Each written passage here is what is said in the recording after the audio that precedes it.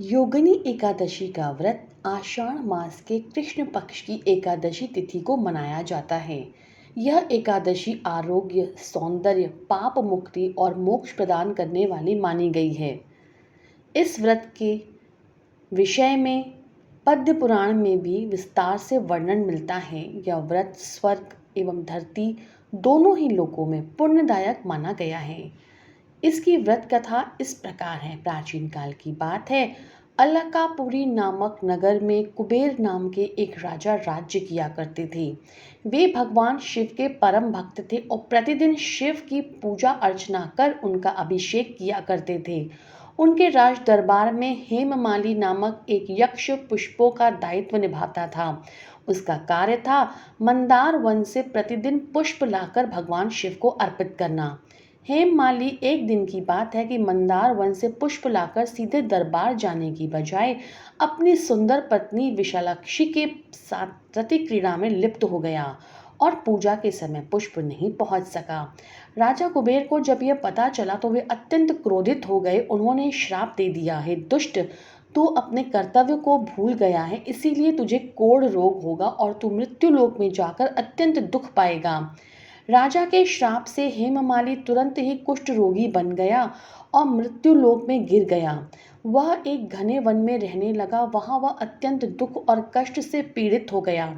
उसका शरीर अत्यंत क्षीण हो गया था और कोई उसका साथ नहीं देता था। वह भोजन के लिए भटकता रहता था। इसी प्रकार कई वर्ष बीत गए। एक दिन वह महान तपस्वी महर्षि मार्कंडेय के आश्रम में पहुंचा। उन्होंने देखा कि यक्ष बहुत कष्ट में है। करुणावश ऋषि ने उससे उसका हाल पूछा। हेममाली ने विनम्रता पूर्वक कहा, हे ऋषिवर, मैं कुबेर का सेवक था और पुष्प लाकर भगवान शिव की पूजा के लिए देता था। एक दिन मैं अपनी पत्नी के मोह में पड़ गया और समय पर पुष्प नहीं पहुंच सका, जिससे मुझे राजा कुबेर का श्राप मिला और मैं रोगी बन गया। अब आप कृपा करके मुझे इस रोग और पाप से मुक्त होने का उपाय बतलाएं। महर्षि मार्कंडेय जी बोले, हे यक्ष, तुमने सच में बहुत बड़ा अपराध किया है, परंतु भगवान विष्णु की कृपा से सब कुछ संभव है।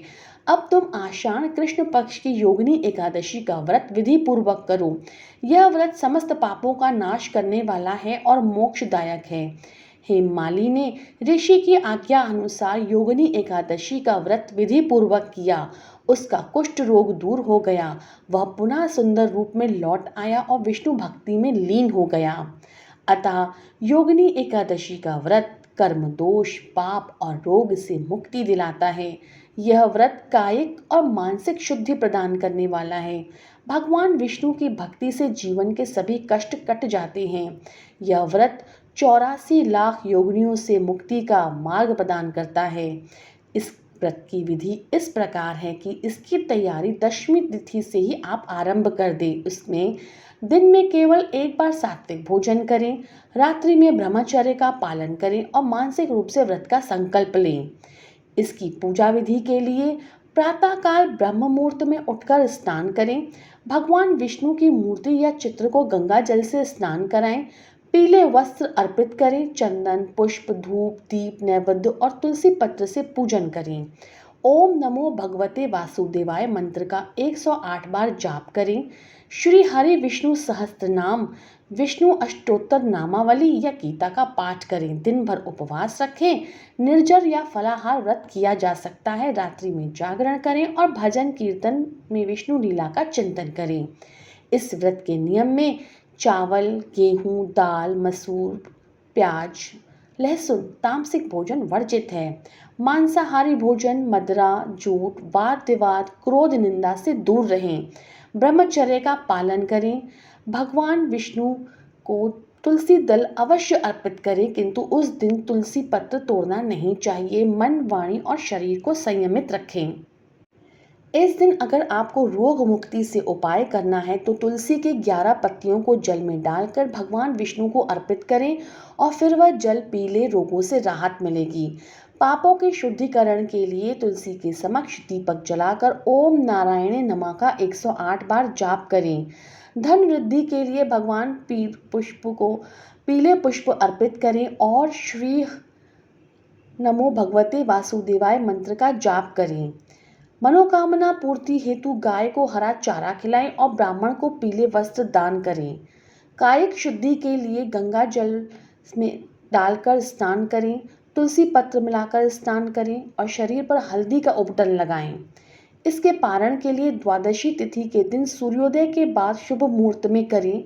ध्यान रहे कि पारण द्वादशी के भीतर ही कर लेना चाहिए। त्रयोदशी में व्रत का पारण नहीं करना चाहिए, इससे दोष लगता है। इसके लिए प्रातःकाल उठकर स्नान करें और भगवान विष्णु को गंगा जल, पुष्प, धूप, दीप अर्पित करें। ब्राह्मण या जरूरतमंद व्यक्ति को भोजन, वस्त्र, फल, दक्षिणा दान करें। उसके बाद स्वयं सात्विक भोजन करें। व्रत के अंत में भगवान कृष्ण का आशीर्वाद प्राप्त करें और परिवार के कल्याण की प्रार्थना करें। इस व्रत के लाभ से कुष्ठ रोग और शरीर के सभी दोषों से मुक्ति मिलती है। 84 लाख योनियों से मुक्ति का मार्ग प्रशस्त होता है। पापों का नाश, पुण्य की वृद्धि होती है। जीवन में मानसिक शांति, स्वास्थ्य और ईश्वर की भक्ति प्राप्त होती है। सुंदरता, आकर्षण और आभा की प्राप्ति होती है।